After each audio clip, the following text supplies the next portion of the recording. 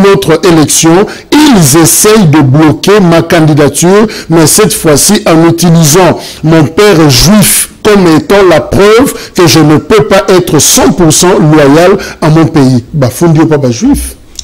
Je voudrais d'abord déplorer le langage excessif de cet acteur politique-là, M. Moïse Katumbi.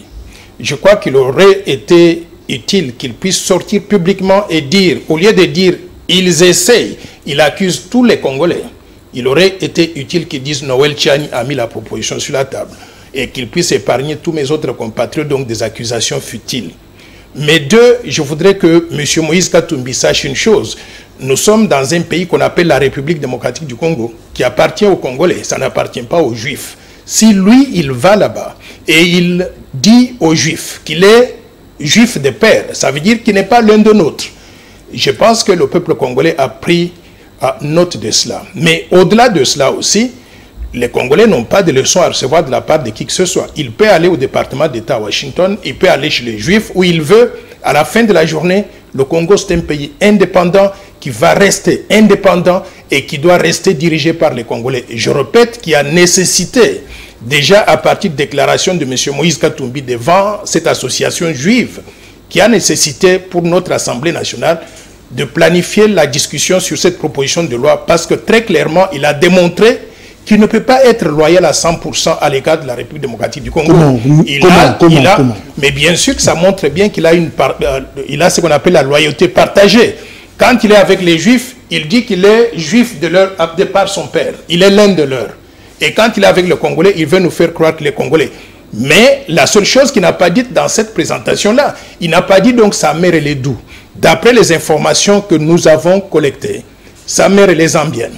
Comment est-ce que quelqu'un dont la mère est zambienne, le père est juif, grec, italien, israélien, comment est-ce qu'il peut prétendre devenir président de la République démocratique du Congo? Et sa femme est burundaise. Moi, je pense qu'il n'a aucun lien. Il n'a aucun lien avec la République démocratique du Congo. Quand nous faisons des lois, on ne vise pas un individu. La loi, elle est impersonnelle. Mais justement, et nous, on va reprocher Noël Tchani, on a fixation sur Moïse Katumbi. Évidemment, c'est comme si on l'a qui, on l'autique comme Moïse Katumbi, et tu t'es fabriqué comme ça une proposition de loi, comme pour clouer Moïse. Je vais vous dire une chose. J'ai beaucoup de choses à faire que de concevoir des propositions de loi pour viser un individu. La loi que j'ai conçue, elle est impersonnelle. C'est pour protéger la souveraineté de notre pays contre toute infiltration étrangère. Et l'infiltration étrangère, je voudrais vous rappeler d'où ça vient. Vous vous rappelez que depuis 1996, il y a eu les armées du Rwanda, du Burundi et de l'Ouganda qui sont entrées en République démocratique du Congo, qui nous ont envahis. Ces armées, pour les combattre, notre gouvernement, pendant la période donc de M. Laurent Désiré Kabila, a fait venir les armées de Zimbabwe, de la Namibie, de l'Angola. Et toutes ces armées ont été rejointes sur le sol congolais par les armées de tous les pays du monde dans le cadre de la MONUSCO ou bien de la MONUC, dans le cadre donc des opérations de paix des Nations Unies. Ça veut dire qu'on a eu sur notre territoire près de 50 000 militaires étrangers.